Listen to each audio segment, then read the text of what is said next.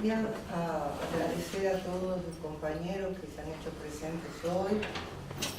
Y queríamos cerrar el año de la Fundación recordando a Marx. Este año se cumplieron los 200 años de su nacimiento. La Fundación realizó algunas actividades este año en torno a Marx. Hubo un taller de economía que hicieron 4 jornadas con un especial énfasis en los aspectos del pensamiento económico de Marx, en el que participaron varios economistas, como Metti, Jorge Notaro, etc. Y luego en los cursos que se hacen en la Fundación, por supuesto que el tema de Marx estuvo presente. Mis alumnas tuvieron que soportar un largo mes hablando de Marx. Pero creo que es un tema para cerrar el año y tenemos la compañía, a la que agradecemos mucho, de 2 profesores, Albert Carpa y Alexis Capobianco, que van a participar en esta mesa redonda. Y esperamos que también haya después un espacio para dialogar. Como todos los años, también en esta ocasión tratamos de que haya una reunión amistosa con una picadita de algún bebestible. Así que yo voy a empezar hablando de Marx y quería hacer hincapié en el carácter de Marx como revolucionario. Marx fue un revolucionario y eso es algo que muchas veces se olvida y se deja a Marx reducido a un académico, a un filósofo, un pensador. A veces se lo clasifica dentro del pensamiento económico y eso tampoco es justo, en el sentido de que no es correcto ni es equitativo. El año que viene, en el 20, vamos a tener otro bicentenario, que es el de Engels, que también es justo, sería justo recordar y tenemos la intención de hacer. El título de mi intervención es también un pequeño homenaje a Arismendi, que escribió un trabajo que se llama justamente así, El revolucionario Carlos Marx, y quería empezar con un recuerdo de una frase de Arismendi donde se resalta la unidad de la teoría y la práctica, ¿no? Es decir, cómo la práctica, la acción de los hombres nutre la teoría. Todo el mundo repite la frase de Lenin de que no hay práctica revolucionaria sin teoría revolucionaria, pero al mismo tiempo es verdad la inversa, Es decir, si pensamos dialécticamente ya se sabe que es verdad la inversa. Y la práctica enriquece la teoría y produce teoría. Y esto es real en el caso de Marx, como en todos los casos. Yo el otro día di una charla sobre la teoría del Estado de Marx, y en ese es un tema donde se ve claramente cómo la práctica revolucionaria influye en la elaboración teórica.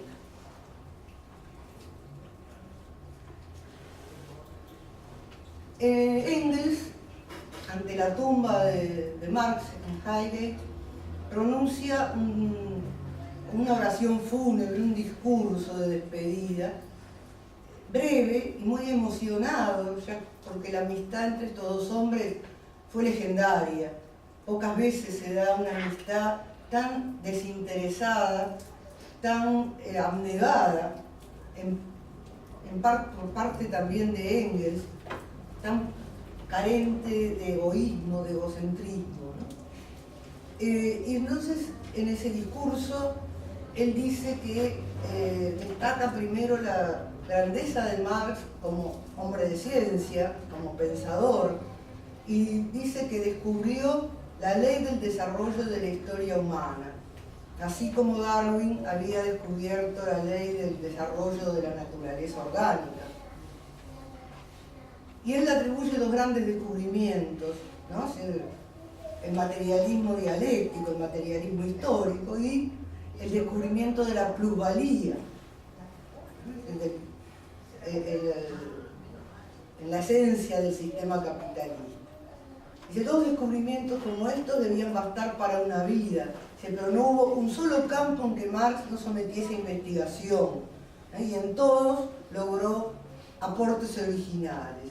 Pero, dice Engels, y esto es lo que yo quería destacar, dice, tal era el hombre de ciencia, pero esto no era ni con mucho la mitad del hombre, pues Marx era ante todo un revolucionario. Entonces, dentro de esa despedida de Engels, lo que destaca es el carácter revolucionario de Marx. Marx fue un militante revolucionario y un luchador. Dice, cooperar de este o de otro modo al derrocamiento de la sociedad capitalista y de las instituciones políticas creadas por ella, contribuir a la emancipación del proletariado moderno, esa era la misión de su vida, ¿no? Que la lucha era su elemento. Y Marx fue un luchador. Si uno lee los escritos de Marx, siempre hay un elemento polémico, un elemento de combate, de lucha.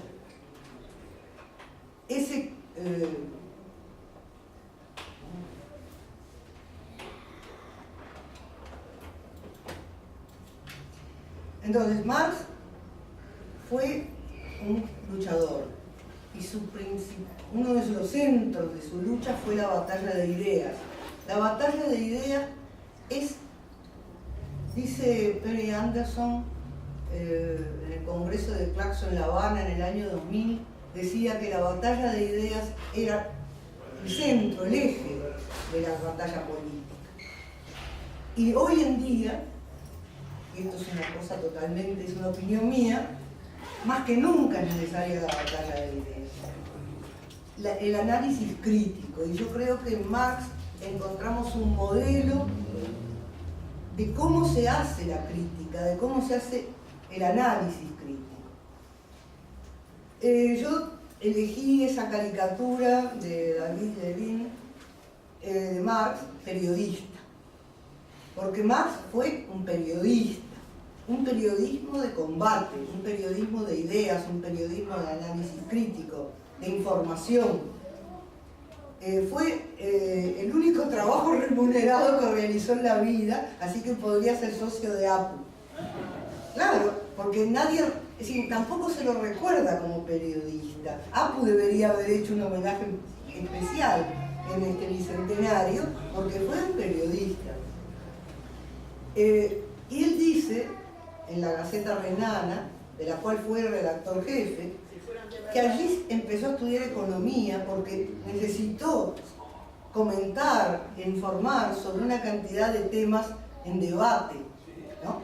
Y hay textos de esa Gaceta Renana de los años 42-43 que son emblemáticos sobre cómo se hace un análisis crítico. Por ejemplo, sobre un tema que nos puede parecer muy ajeno, que es si es delito robar leña en los bosques privados, en la propiedad privada. Entonces Marx hace todo un análisis y diferencia entre si la leña estaba en el árbol que si estaba tirada en el piso. Si en el caso que estuviera tirada en el piso no podía decirse que era delito porque ya se había desprendido del árbol, no rompía la propiedad de nadie.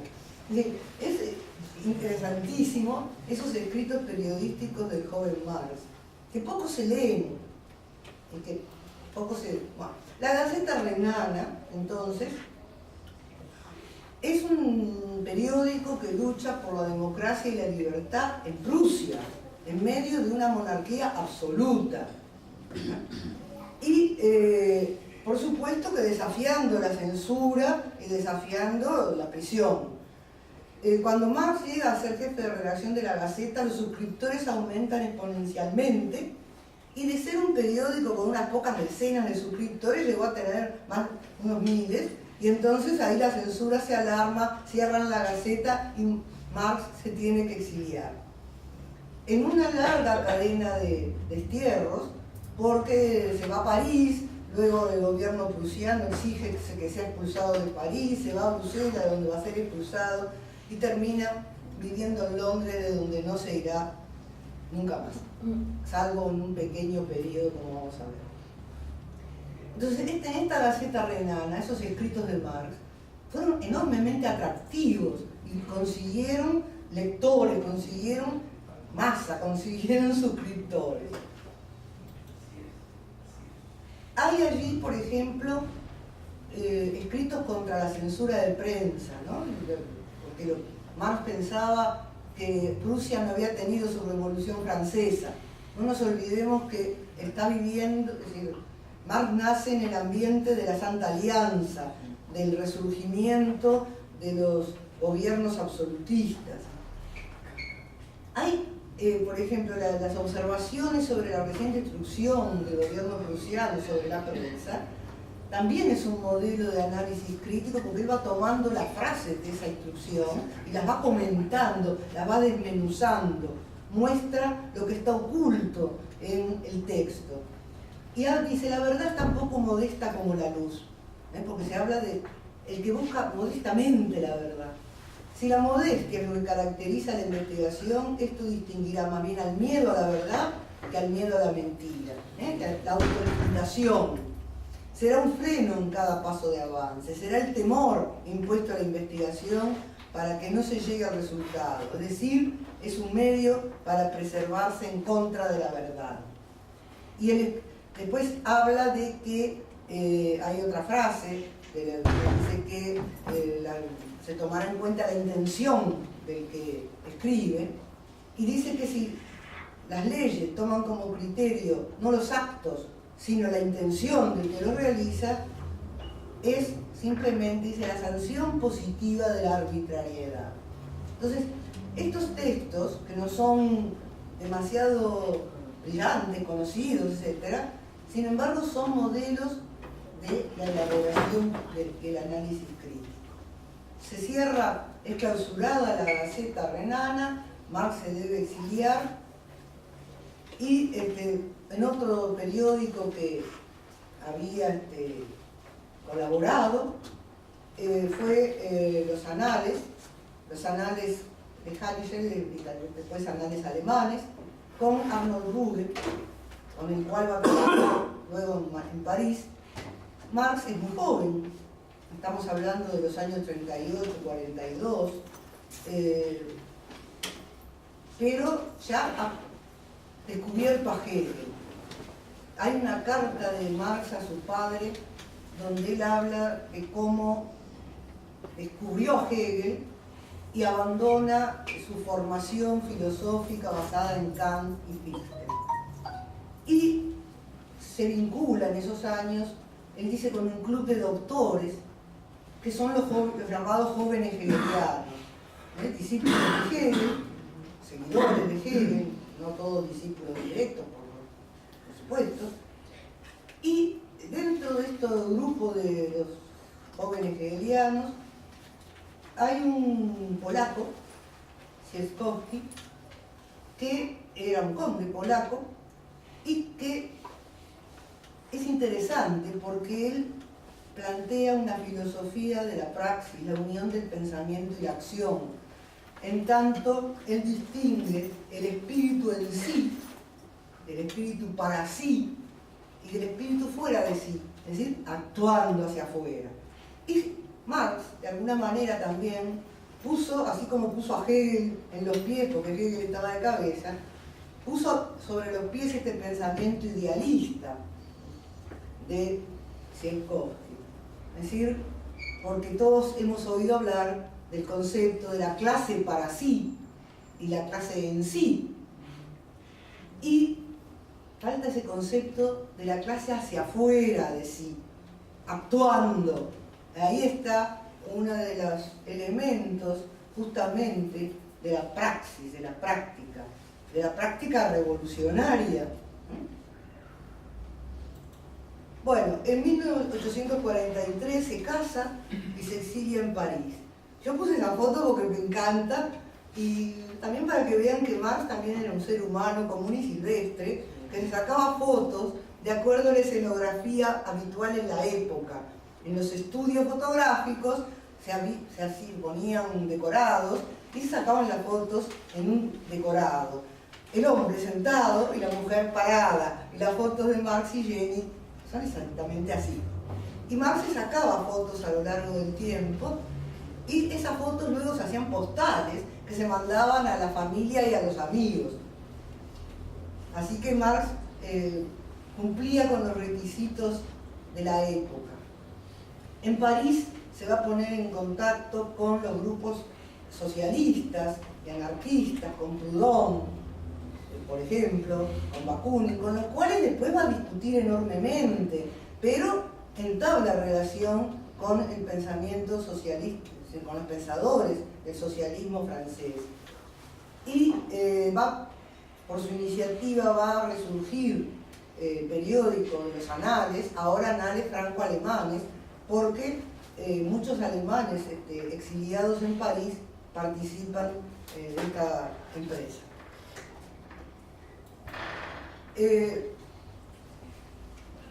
Su objetivo fundamental es siempre la crítica, y una de las grandes obras, interesantes obras de Marx, no es una obra mayor, pero que merecería ser leída, es la crítica a la filosofía del derecho de Hegel, donde hay en una página una caracterización impresionante de la burocracia que yo reeditaría y volantearía para que alguien se dé cuenta de la esencia de la burocracia.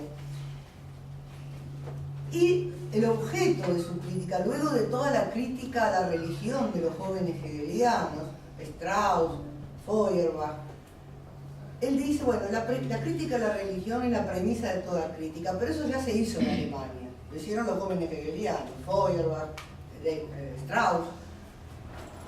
Pero ahora la tarea es la crítica del acá, no del allá. Es el deber de la filosofía, y esto lo subrayo, que está al servicio de la historia, es el de desenmascarar la aniquilación de la persona humana en su aspecto profano, luego de haber sido desenmascarada la forma sagrada de la negación de la persona humana. Vamos a ver cómo está la persona aniquilada en este mundo real, en el mundo terreno. La crítica del cielo se cambia en la crítica de la tierra, la crítica de la religión en la crítica del derecho, la crítica de la teología en la crítica de la política. Es decir, traer la crítica al mundo terrenal.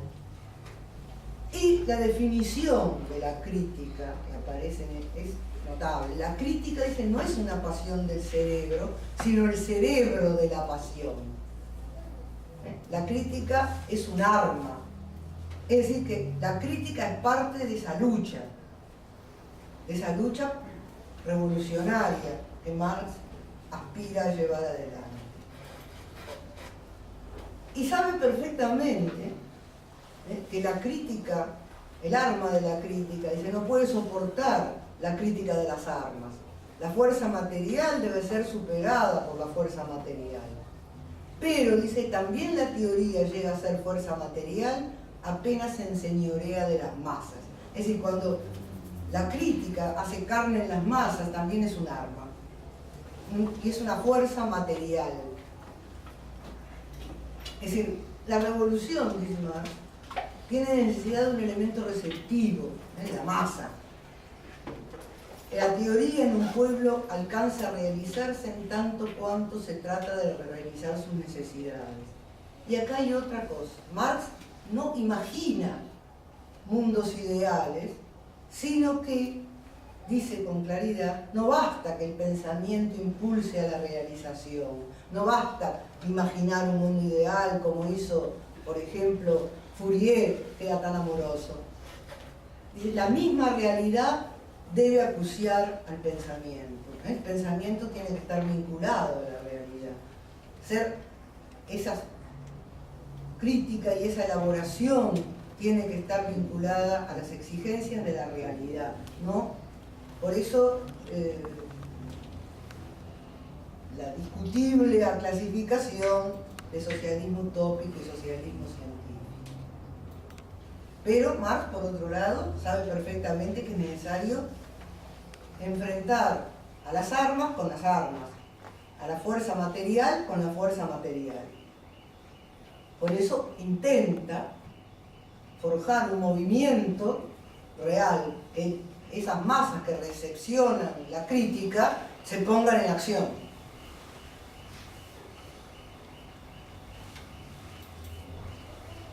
Bueno, las tesis sobre Feuerbach, que también son una obra de juventud del año 45, que recién van a ser publicadas por los años 80, cuando Engels las pone como prefacio de su trabajo sobre Feuerbach.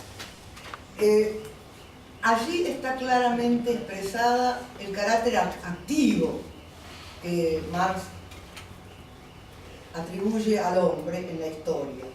Es decir, él dice, la historia no hace nada, la historia la hacen los hombres, que persiguen sus intereses. ¿No? Y hace la crítica a Feuerbach, con el cual había estado vinculado en ese club de doctores, como él dice. Dice, el defecto fundamental de todo el materialismo anterior es que solo concibe las cosas, la realidad, la sensoriedad, bajo forma de objeto o de contemplación, pero no como actividad sensorial humana, no como práctica, no como un modo subjetivo. Es decir, el idealismo el que daba lo activo y el materialismo era pasivo. Consideraba que el condicionamiento exterior era determinante y dejaba poco espacio para la actividad humana, para la acción. Dice, en realidad, en la esencia del cristianismo solo considera la actitud teórica como la auténticamente humana, no la práctica. No comprende la importancia de la actuación revolucionaria, práctico-crítica. Es decir, la práctica unida a la crítica. Y como parte de la acción subjetiva de los hombres. Lo que muchas veces hemos oído hablar como factor objetivo y factor subjetivo en el discurso político pretérito, y ahora no se llama así. El problema de si al pensamiento humano se le puede atribuir una verdad objetiva no es un problema teórico, eso para él es un problema escolástico, sino un problema práctico. Es en la práctica donde el hombre tiene que demostrar la verdad, es decir, la realidad y el poderío, la terrenalidad de su pensamiento. Lenin dirá en Materialismo y el Idiocriticismo que ni siquiera la práctica es una prueba final, pero es suficiente para mantener el concepto de verdad, pero no es la única, definitiva. Hoy en día está bastante de moda hablar de la política como el arte de lo posible, y yo recuerdo un compañero que una vez dijo que en realidad era el arte de hacer posible lo que parece imposible. Ese compañero cambió de opinión a lo largo del tiempo, pero a mí me gusta lo que dijo hace muchos años. Y la tercera tesis sobre Feuerbach, no les voy a leer las 11, para mí es central. Siempre todo el mundo habla de la tesis 11, pero sin esta no vale nada. Dice, la teoría materialista de que los hombres son productos de las circunstancias y de la educación, y de que por tanto los hombres modificados son productos de circunstancias distintas y de una educación modificada, olvida que son los hombres precisamente los que hacen que cambien las circunstancias, y que el propio educador necesita ser educado. Es decir, este es uno de las claves que también él va a desarrollar en las reuniones de la Internacional, que están las actas, cuando se habla de educación. Él dice, bueno, para cambiar la educación tenemos que cambiar las condiciones sociales, pero no podemos cambiar las condiciones sociales si no cambiamos la educación. Es decir, la interrelación de ambos aspectos, ¿no? las circunstancias condicionan a los hombres, pero son los hombres los que transforman las circunstancias. Entonces, ese papel activo de los hombres es importantísimo. Importantísimo porque los hombres pueden transformar la realidad. Conduce pues forzosamente a dividir la sociedad en dos partes, una de las cuales está por encima de la sociedad, que dicen lo que debe ser, está por encima. Dice, por ejemplo, Robert Owen, uno que sabe más, y hoy en día, hablando de educación, es lo que prima. Hay algunos que saben lo que hay que hacer, y los demás tienen que obedecer. Y el educador necesita ser educado. Habría que estudiar mucho más lo que Marx dice sobre educación, no es el momento ni hay tiempo. Y dice, la coincidencia de la modificación de las circunstancias y de la actividad humana solo puede concebirse y entenderse como práctica revolucionaria. Es la práctica revolucionaria la que transforma las circunstancias. Bueno, Gramsci, cuando hace la definición de la política como el arte de lo posible, dice que el que dice eso no ve más allá de su nariz. Y cuando hablamos de los hombres y no del hombre, es porque Marx rechaza esa generalización, ese concepto genérico, ¿no? O sea, la esencia humana no es algo abstracto, inherente a cada individuo, es en su realidad el conjunto de las relaciones sociales. Feuerbach, que no se ocupa de la crítica de esta esencia real, se ve por tanto obligado a hacer abstracción de la trayectoria histórica, enfocando para sí el sentimiento religioso, presuponiendo un individuo humano abstracto aislado. En él la esencia humana solo puede concebirse como género. Y en la crítica a la filosofía del derecho dice, el hombre no es algo abstracto, un ser agazapado afuera del mundo. Quien dice el hombre, dice el mundo de los hombres, el Estado, la sociedad. En eso coincide con los quirios. Cuando a un quirio le decían la mujer, el quirio preguntaba, ¿cuál? Los quirios, yo me refiero al libro de Figari, Historia Quirio, que Figari, como era materialista, tampoco creía que había cualidades, sino cosas con cualidades. Bueno, la famosa tesis 11 es la que dice los filósofos no han hecho más que interpretar de diversos modos el mundo, de lo que se trata de transformar. Esa la conoce todo el mundo. Bueno, pero Marx además, como decíamos, fue un militante. Perteneció a organizaciones de lucha social y política y las impulsó e incluso las creó. Es decir, desde 1843, según recuerda Engels, se habían vinculado a la Liga de los Justos, que luego se llamará Liga de los Comunistas, que se había llamado antes Liga de los Proscriptos, que eran en general exiliados alemanes que estaban en el país. Y en 1847 la Liga le encomienda a Marx y Engels la tarea de redactar un manifiesto para la Liga, y el antiguo lema de todos los hombres son hermanos se transforma en proletarios del mundo unidos. Cuando Marx y Engels, que tenían 27 años Engels y 29 años Marx, escriben el manifiesto, lo escribe Marx, usando materiales que había escrito Engels y demás, porque la redacción es de una sola persona, están viendo venir el ciclo de las revoluciones del 48. Hay apuro en publicar el manifiesto para incidir en los procesos políticos que se veían venir. El año 48 fue recorrido en toda Europa por una cadena de revoluciones. Y Marx no fue ajeno a esos movimientos. Bueno, Engels va a decir que usan el nombre de comunismo. Ese es Engels, muy jovencito, cuando tenía 20 años. Pero me gusta la foto, así que la puse.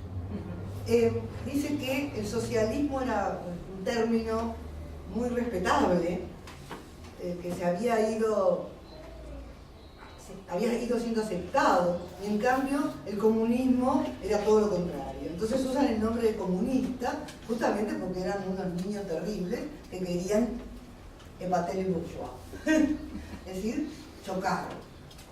Y entonces eligieron el nombre de comunismo. El título del manifiesto además se le debe a Engels, porque, y también la forma, que no fue una especie de catecismo, de preguntas y respuestas prefabricadas. Bueno, en 1848 en Francia se produce una revolución, cae Luis Felipe, cae el monarca, la Segunda República, una república que se proclama social y democrática. Van a hacerse los talleres nacionales en medio de una situación de crisis económica para dar trabajo. Se instaura el sufragio universal, que a la larga va a significar el retroceso hacia la derecha, porque vota el campesinado, y entonces va a terminar triunfando Luis Napoleón Bonaparte. Pero la Revolución de Febrero fue una revolución impulsada por las clases populares, por los obreros, por los sectores más avanzados de la sociedad, a pesar de que tuvo escasa vida. En Berlín hay la Confederación Germánica, hay también una cantidad de levantamientos campesinos y urbanos con un componente nacionalista. En Viena, en Sajonia, hay movimientos revolucionarios, también en Italia, etc. Todo este gran movimiento revolucionario en Europa, dentro del ciclo de las revoluciones democráticas burguesas, si se quiere, hace que Marx vuelva a Alemania. Se instala en Colonia para participar en el movimiento revolucionario y saca un nuevo periódico, la Nueva Gaceta Renana, de corta vida, por supuesto. Se vincula a las hermandades obreras, participa en la lucha política, y en la Nueva Gaceta Renana vamos a ver una evolución de su táctica y estrategia políticas, porque primero él piensa en una alianza de los obreros con las capas medias, con la pequeña burguesía, para una revolución democrático-liberal. Fracasada esta alianza de clases, va a centrarse en el tema de la emancipación obrera y escribe una de las obras más conocidas que publica en la Nueva Gaceta, que es Trabajo Asalariado y Capital. Este esfuerzo, en la cual él además invirtió algún dinero que había heredado, por supuesto que se va a ver frustrado y la Gaceta va a ser clausurada. Este es el último número que, como corresponde, imprimen en rojo, para marcar su carácter revolucionario. Acá tenemos la expresión de las dos posiciones, la inicial, donde se pensaba la posibilidad de una alianza de la clase obrera con la pequeña burguesía para lograr un avance democratizador, una revolución democrática, y luego, ante el fracaso de ese proyecto, el centrarse en la emancipación de la clase obrera y en un partido obrero. El primer caso es un artículo de Marx en la Nueva Gaceta. Dice: el proletariado debe avanzar con el gran ejército democrático en el extremo de la izquierda, pero procurando siempre no romper el contacto con el grueso del ejército. Es decir, no separar, no ir demasiado adelante, mantenerse en contacto con el grueso. Debe ser el más impetuoso en el ataque y su espíritu combativo debe animar al ejército a dar el asalto a la Bastilla, porque en Prusia la Bastilla aún no ha sido tomada. No había habido una revolución democrática. Mientras la Bastilla permanezca en pie, los demócratas deben permanecer unidos. Acá tenemos una estrategia política que conocemos muy bien, ¿no? Aquello de la columna vertebral, la clase obrera, ¿no? Ahora que nuestros lectores, fracasada esa alianza de clases, Dice, ahora que nuestros lectores han visto desarrollarse la lucha de clases durante el año 1848 en formas políticas gigantescas, es decir, que la masa tuvo la experiencia de vivir una lucha política, una lucha de clases en su forma política, ha llegado el momento de analizar más de cerca las relaciones económicas en que descansan por igual la existencia de la burguesía y su dominación de clase, así como la esclavitud de los obreros. Esto es de trabajo asalariado y capital. Dice, la última palabra será en todo lugar y siempre la emancipación de la clase obrera. Es aquello que Engels decía en su discurso de despedida. Bueno, otro de los trabajos que tuvo como periodista fue corresponsal de uno de los diarios más antiguos de Estados Unidos, el New York Daily Tribune, para el cual escribió en 10 años 436 artículos. Así me tomé el trabajo de contarlo. Si de repente me equivoqué por uno o dos, porque también Engels escribía y aparecen los de los dos seguidos, pero él escribió más de 400 artículos, más de 400 temas, escritos originariamente en inglés, porque por supuesto manejaban muchos idiomas. Estos artículos abarcan diversos temas de actualidad, podríamos decir, temas europeos, temas mundiales, temas generales, como por ejemplo hay artículos sobre la pena de muerte, sobre la criminalidad y el pauperismo, sobre las crisis económicas, y hay muchos artículos muy interesantes sobre el colonialismo, ¿no? Es decir, la situación en la India, en China, etc. Y es muy interesante que escribió muchos artículos sobre la unidad italiana, sobre Mazzini, sobre Garibaldi, y también sobre España. Son muy buenos, ¿no? Sobre la situación en España, sobre Espartero, etc. Bueno, como militante, fue de los fundadores de la Asociación Internacional de Trabajadores. El lema de Proletarios del Mundo Unidos se iba a expresar en una organización que aspiraba a ser una organización de masas y que fue fundada en 1864. Ahí tienen las fotos de la fundación, de la conferencia en Ginebra. Y estas no las pude resistir, Margarita ya las conoce, porque son, me encantan, para mostrar que esto también seguían todas las ondas del momento. Esa coreografía, escenografía de las fotos de esa época, ahí tienen a Marx con sombrero y silla, y a Bakunin igualito con su silla, porque así se hacían las fotos decimonónicas.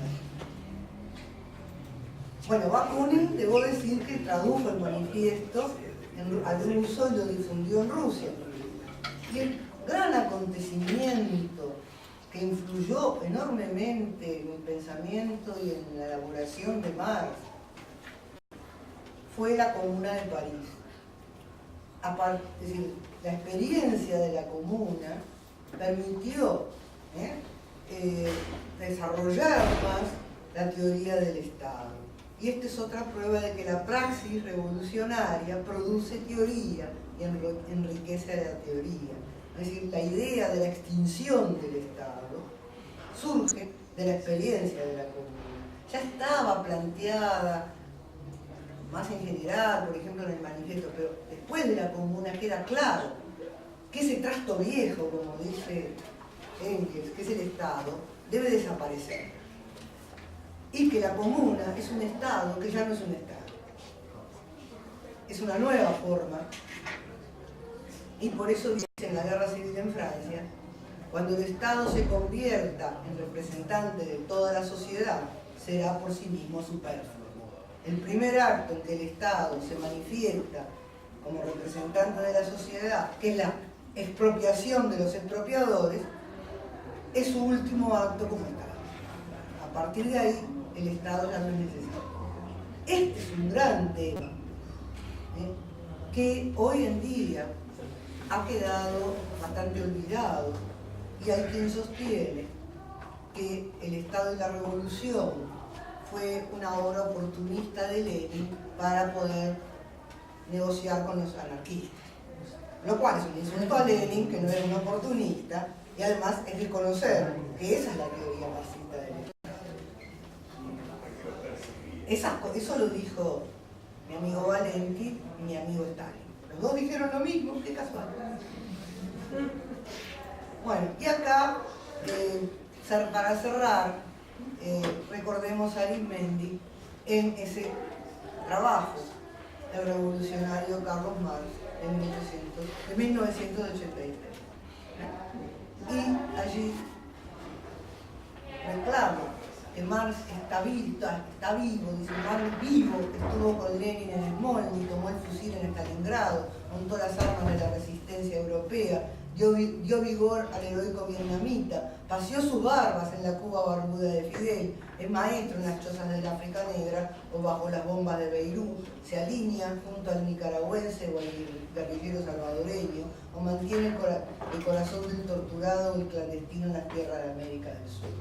Repugnamos la sacralización de Marx y su fosilización dogmática, pero denunciamos la operación insidiosa de cortar la melena y la barba de Marx de la Revolución para volverlo un adocenado científico de empresas presuntamente civilizadas. Bueno, esto es lo que dice Arismendi y que yo me gusta recordarlo porque lo comparto.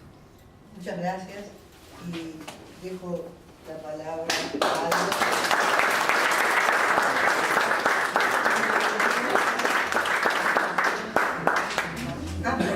a Alexis Capovia. Bueno, agradezco la fundación, esta invitación y recordar a Marx me parece algo fundamental. Se hicieron algunas cosas, no muchas, desde mi punto de vista.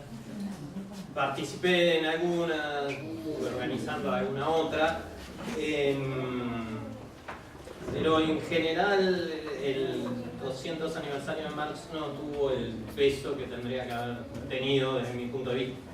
Tal vez eso habla de que a nivel académico Marx, entre otras cosas, no es un autor muy importante para la mayoría de los académicos hoy por hoy, y que a nivel político tal vez, bueno, eso habla un poco de las tendencias predominantes a nivel ideológico en la izquierda, porque si uno ve hacia Argentina nomás hubo muchísimas más actividades que acá, donde participaron cientos de personas, en algunos casos, tal vez miles en otros.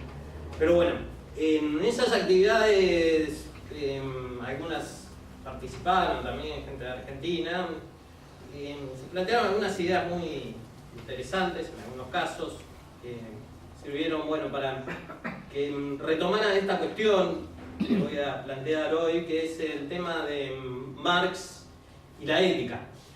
Es un tema, de los más polémicos y tal vez de los más eludidos con respecto a Marx. Y dicen, Lukács en realidad tenía la intención de redactar una ética, pero murió, ¿no?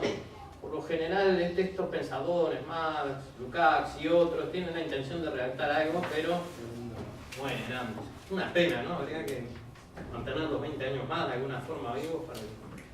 Pero bueno, nos perdimos también los tomos que supuestamente iba a redactar Marx sobre el Estado, política y otras cuestiones que hubiera sido, la verdad, que un aporte invalorable. Bueno, y la idea es preguntarnos si hay o no una ética en Marx. El tema es muy polémico, muchos marxistas y no marxistas dicen que no hay una ética en Marx. Yo creo que eso tiene que ver también con concepciones que ven el marxismo de una forma muy determinista o un determinismo muy fatalista que niegan toda libertad o niegan el lado activo en el ser humano, ¿no? Y también con ciertas visiones antidialécticas. Por ejemplo, se habla de ideología y muchos dicen, la ideología está determinada por la base económica, entonces está determinada por la base económica, la ética es una ideología y como ideología es falsa conciencia. Me parece que se trata el tema de ideología, la falsa conciencia, de una forma muy simplificadora y antidialéctica, porque lo falso y lo verdadero desde un punto de vista dialéctico es más complejo que desde un punto de vista lógico formal. No es falso y solamente falso y verdadero solamente verdadero. Dentro de lo falso siempre hay algo verdadero y dentro de lo verdadero siempre hay algo falso. Incluso en la ideología burguesa hay elementos que son verdaderos Y en la ideología proletaria, bueno, como ideología que es, como no como visión científica del mundo, bueno, se mezclan elementos verdaderos, elementos falsos, con grados de aproximación mayor o menor a la verdad.